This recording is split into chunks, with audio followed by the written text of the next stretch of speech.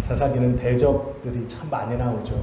믿음의 백성들을 괴롭고 힘들게 하고 또한 그 괴로움과 힘듦 앞에 하나님 앞에 부르짖고 하나님이 한 구원자를 세워서 이스라엘을 구원하시는 이야기가 사사기에서 자주 등장하는 그런 이야기와 내용입니다.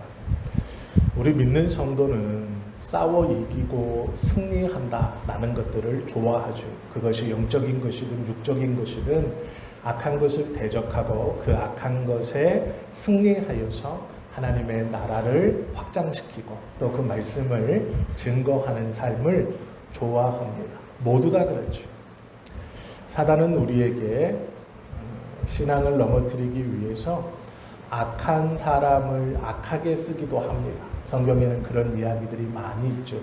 이스라엘 대적을 들어 믿는 사람들을 핍박하고 어렵게 하는 것이죠. 그런데 반대로 선한 사람이 순간 악한 도구로 쓰여지기도 합니다. 베드로가 대표적이죠. 예수님께서 베드로를 보고 사단아 너는 나를 넘어지게 하는 자로다 내 뒤로 물러서라 라고 말씀하셨죠. 그것은 베드로가 악해서나 베드로가 사단이어서가 아닙니다. 그 순간 예수님에게 유혹을 주고 예수님의 마음을 흔드는 말을 했기 때문이죠. 우리는 선한 사람이 잠시 악하게 사용되는 것을 전문용어로 왼수라고 합니다. 원수가 아니고요. 왼수라고 해요. 그래서 때로는 남편이 왼수가 되기도 하고 자녀가 왼수가 되기도 하는 것이죠. 이들은 물리치는 게 아니고요. 잘 진정시키는 거예요. 오늘 왜 이 말씀을 드리냐면 사사기를 이제 함께 읽으면서 우리가 기억해야 하는 것이 있습니다. 그것이 무엇이냐면 사사기는 많은 사사들이 등장합니다. 그 사사들이 등장할 때는 외적들을 물리치고 또 이스라엘이 평안했죠. 그러나 그 사사가 죽으면 이스라엘은 다시 타락하고 하나님을 떠납니다. 그런 문제가 그 사사가 온전했을 동안에 이스라엘이 평안했기 때문에 사람을 높여볼 수밖에 없죠. 이 사사의 이런 행동이 굉장히 중요했고 이 사사의 이런 헌신과 결단이 굉장히 중요했다. 이렇게 볼 수밖에 없습니다. 그러나 꼭 기억해야 하는 것은 성경의 모든 하나님의 말씀은 사람에 집중하거나 사람의 중점을 두고 있지 않고 하나님께서 어떻게 역사하시는가를 우리에게 가르쳐 주시는 내용이고 말씀입니다. 그렇기 때문에 사사기에 등장하는 수많은 사사들 물론 집중하고 중요한 사람들이지만 하나님께 포커스를 맞추고 하나님의 은혜와 역사가 무엇인지를 깨닫는 것이 온전한 사사기를 보는 방법입니다. 예전에는 하나님의 말씀을 대부분 사람 중심으로 해석했습니다. 그래서 설교의 제목이나 내용이 아브라함에게 본받을 점 3가지, 믿음으로 승리하는 법 4가지, 이런 것이었어요. 순종을 배워야 한다. 말씀들이 이런 것이었습니다. 개혁주의를 표방하는 장로교회에서는 조금 성경을 다른 입장으로 보아서 아브라함을 사용하시는 하나님, 아브라함의 순종에 응답하시는 하나님, 이런 것이 대부분의 설교의 제목이었고 성경을 해석하는 내용이었습니다. 그런데 문제가 있죠. 한편은 사람을 영웅화시키고 있고 반대쪽은 사람을 아주 형편없는 사람으로 만들고 하나님만을 높이는 데 문제가 있습니다. 하나님을 높이는 게 옳은 것 아닙니까? 맞습니다. 그러나 사람의 결단과 헌신도 절대로 가볍게 보아서는 안 됩니다. 중심은 하나님이지만 하나님이 사용하시는 그 사람의 어떠함을 우리가 또한 놓쳐서도 안 되죠. 왜 그러냐면 성경의 사람들을 한없이 낮추어 보면 하나님은 높아지지만 우리들의 삶이 그러면 하나님의 말씀대로 성숙한 삶으로 나아갈 필요가 없기 때문입니다. 어쨌든 하나님이 사용하시니 내가 준비되어질 필요가 없죠. 어쨌든 하나님이 사용하시면 사용하실 것이니 사람이 어떻게 할 필요가 없죠. 그러니 죄인인 우리들이 점점 나태해지고 방종해집니다. 그러기에 사람도 중요하죠.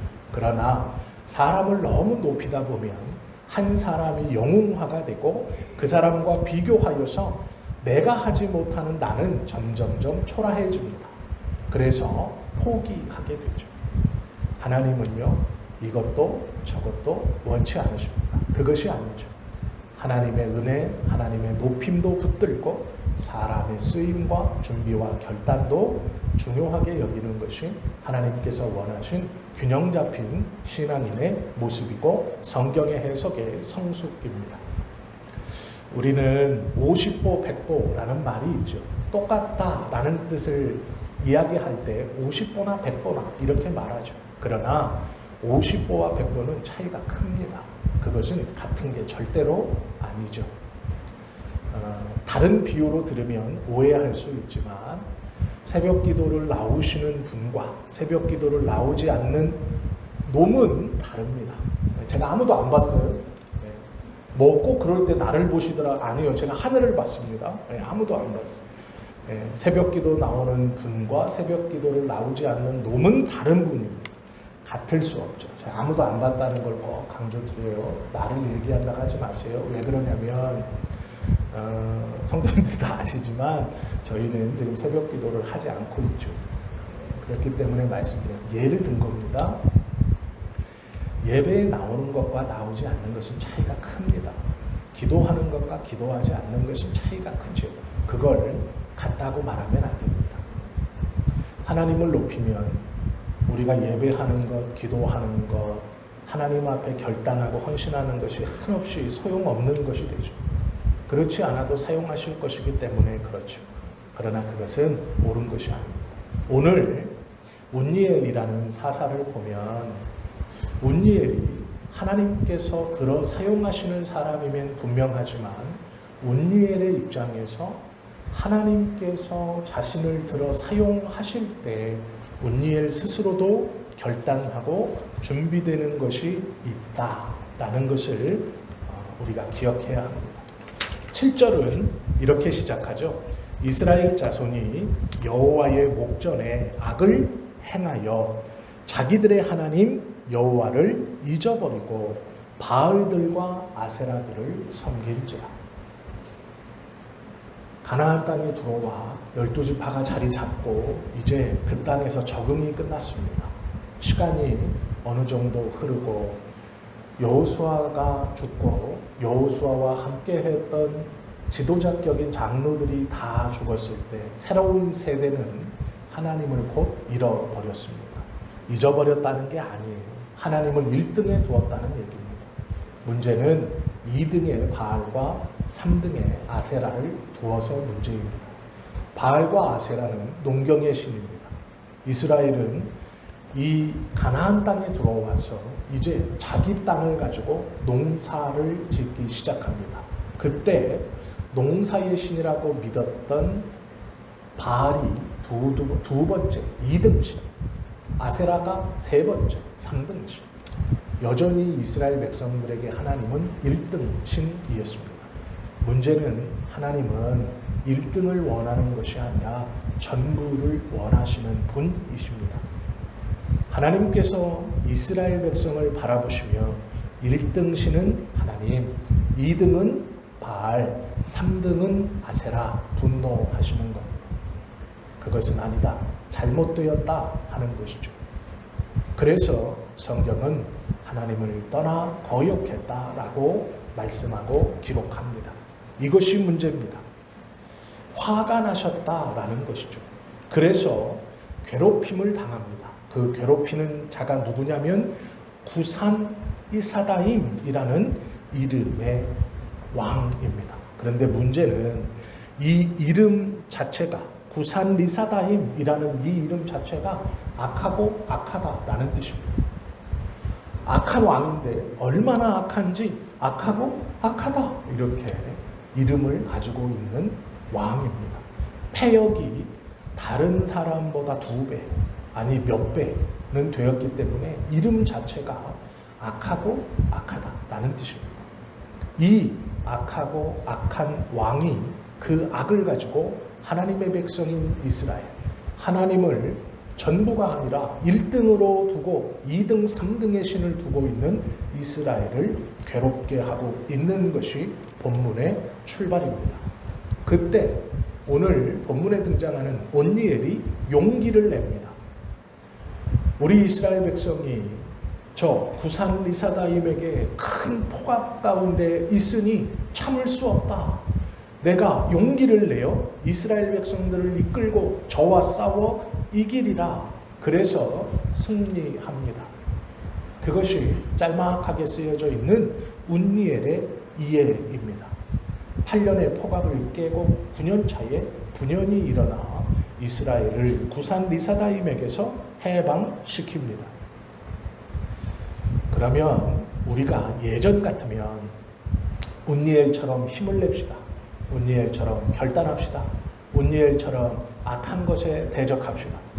그러면 하나님께서 승리를 주십니다. 이렇게 보았을 것입니다.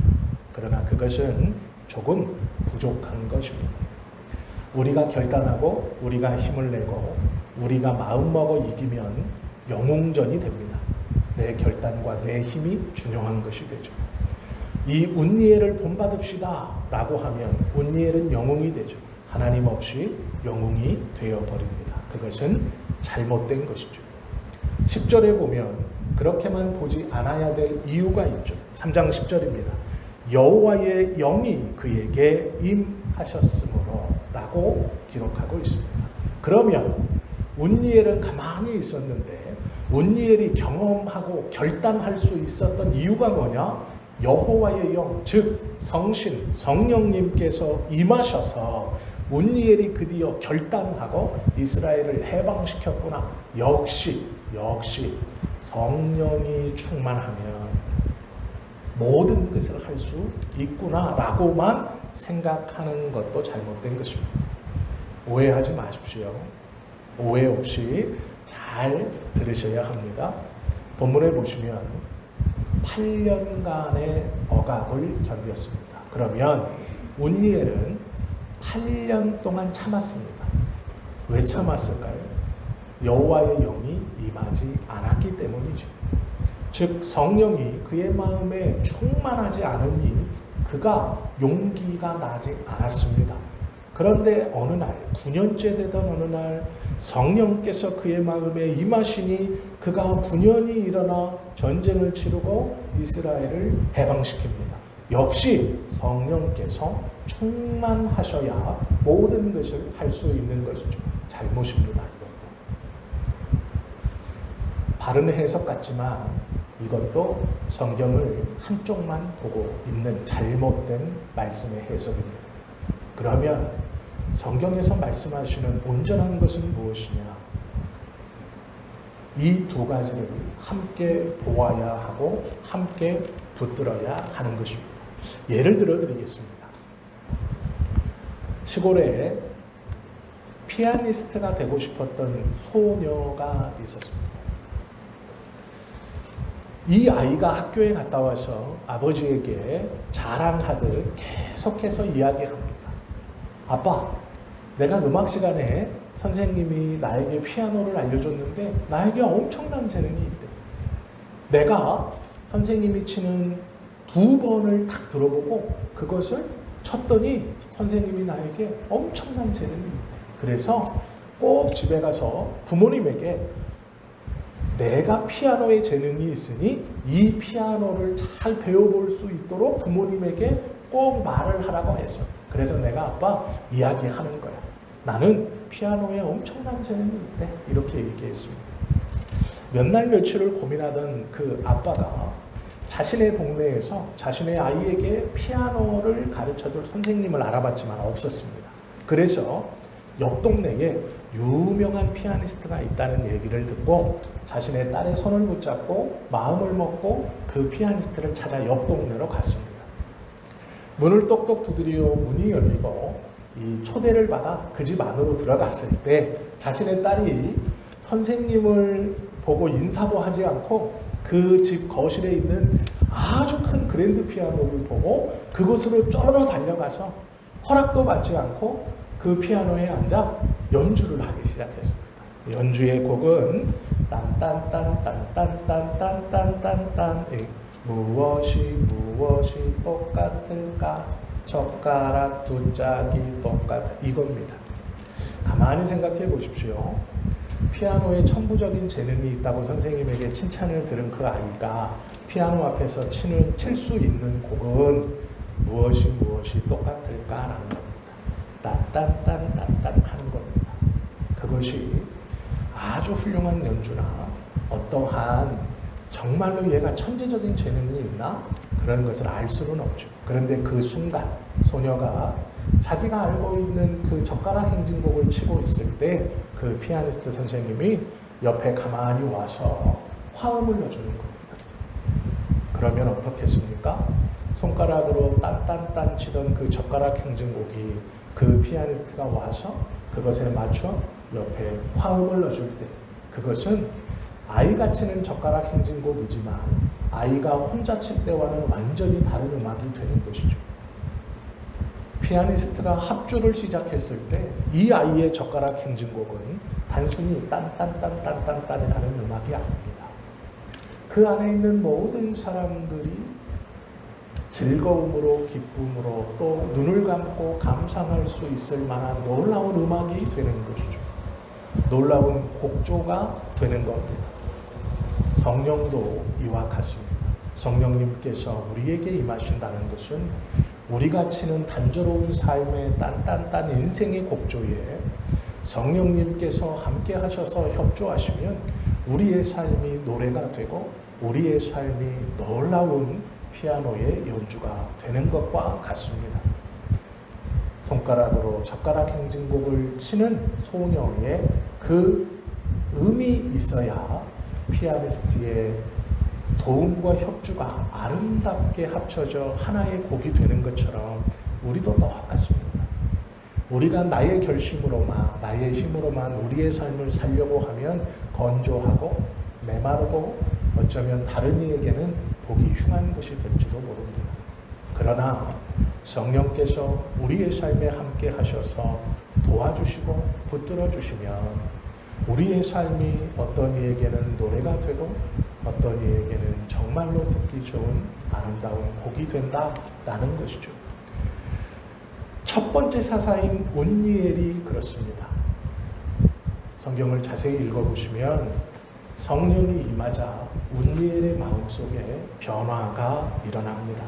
성경은 운니엘에 대해서 어떻게 기록하고 있습니까? 13절, 1장 13절 말씀을 제가 읽어드리겠습니다. 갈렙의 아우 그나스의 아들인 운니엘이 라고 말합니다.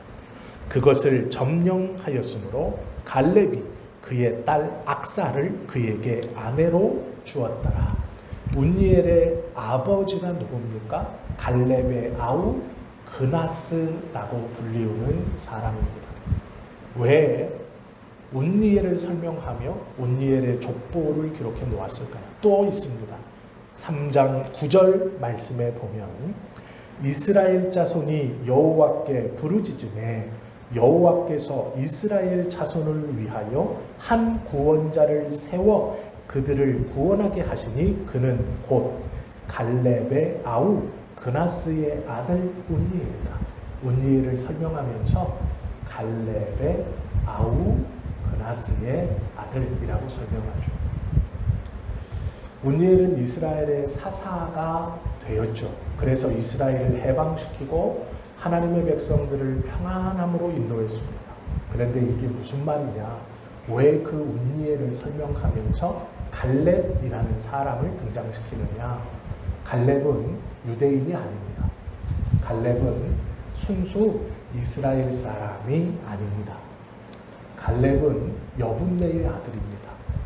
이 갈렙이라는 요 사람은 에서의 자손으로 아말렉과 함께 팔레스틴 주변에 거주하던 족속이었습니다. 즉 이게 무슨 얘기냐면 과거에는 이스라엘의 12지파와는 상관도 없고 하나님께서 선택한 아브라함의 직계 후손이 아닙니다.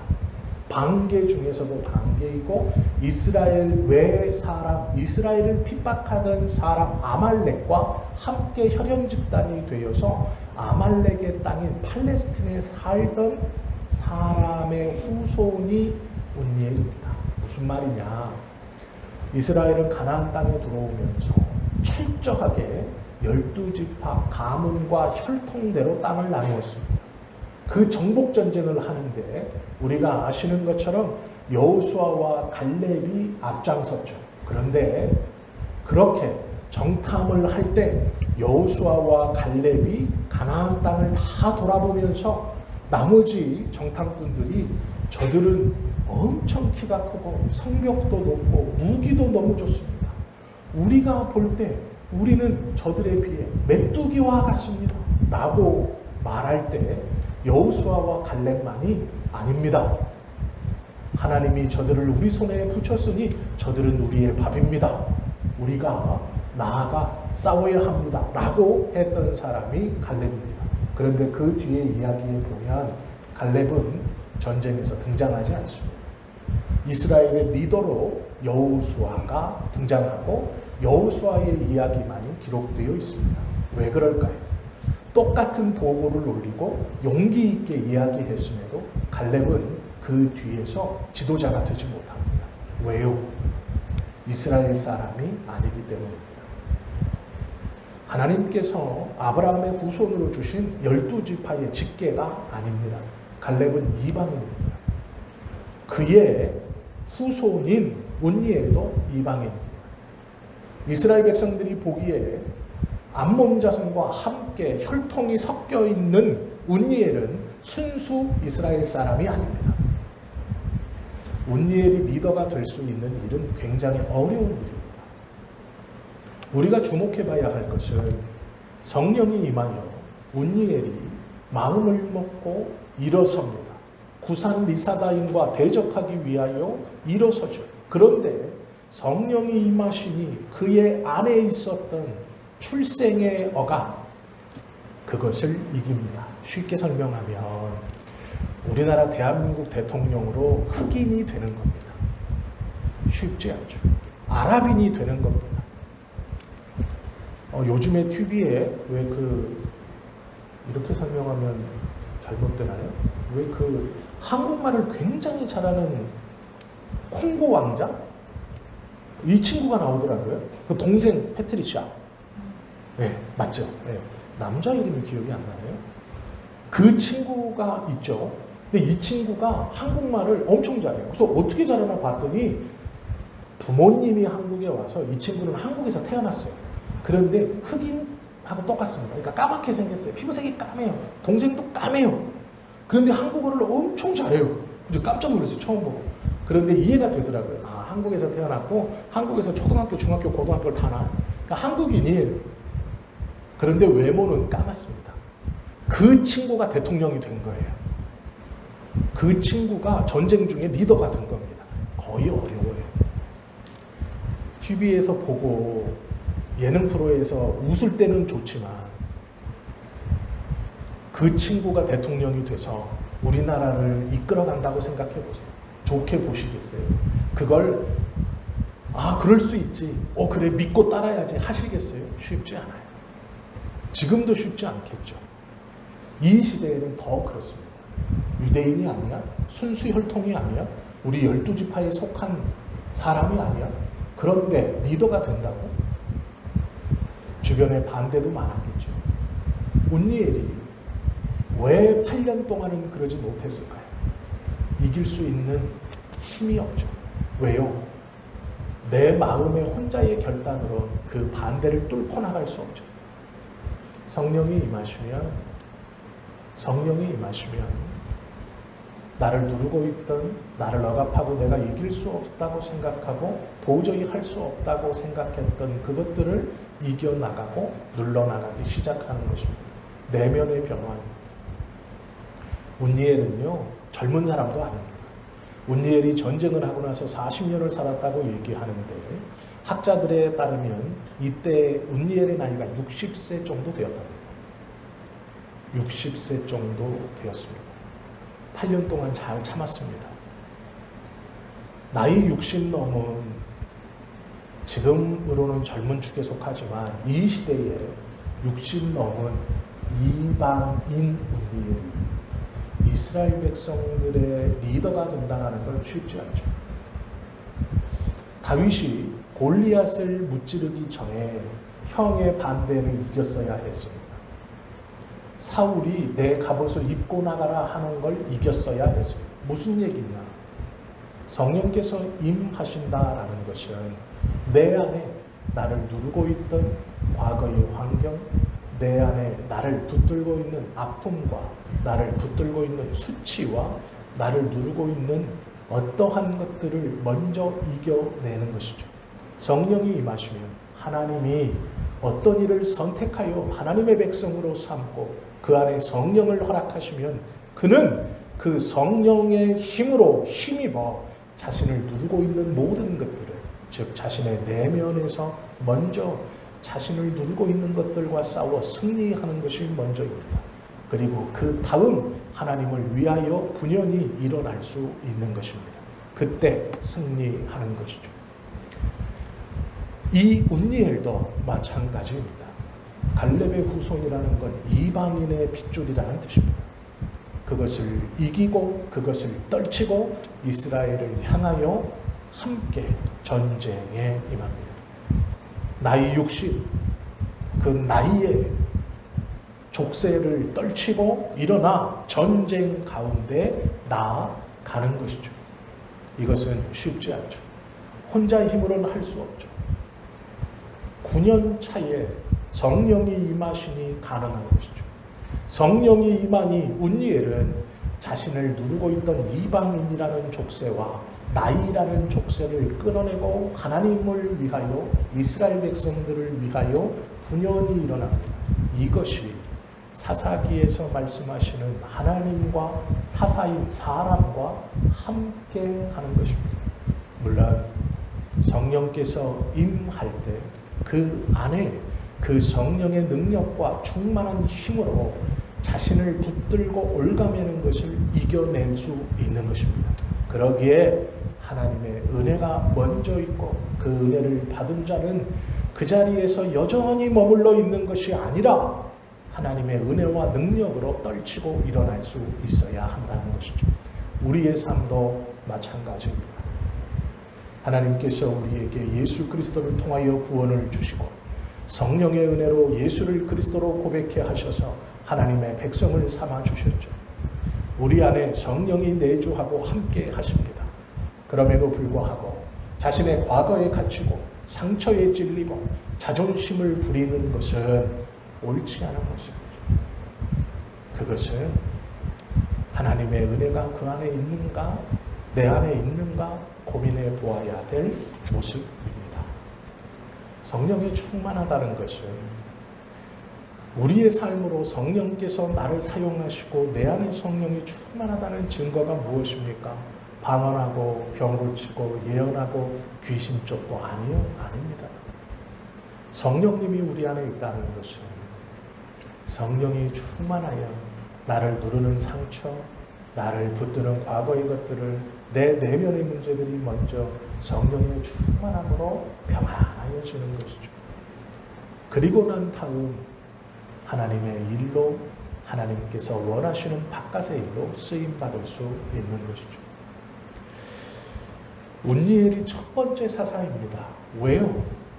성령이 임하셔서, 하나님의 영이 임하셔서, 여호와의 영이 임하셔서 그니스의 아들 갈렙의 후손 이방인이라는 족쇄를 끊어버리고 일어나, 또한 나이라는 자신을 누르는 환경과 여건, 자기가 몸부림친다고 젊어질 수 없는 그것을 분연히 딛고 일어나 이스라엘 백성들과 함께 앞장서 하나님을 위하여 이스라엘을 해방시키는 것, 이것이 운니엘이 첫 번째 기록된 사사의 이유입니다. 성령이 임하시면 우리도 우리의 내면의 문제가 먼저 치유되고 먼저 자유롭게 되고 그 다음 하나님의 교회와 주님 나라를 위하여 당당히 쓰임받게 되는 것이죠. 나를 누르고 있는 모든 것들을 다 이겨내고 떨쳐버리고 하나님의 뜻을 위하여 나아갈 수 있는 것이죠. 그때 승리하게 되는 것입니다. 그 승리가 올바른 승리입니다.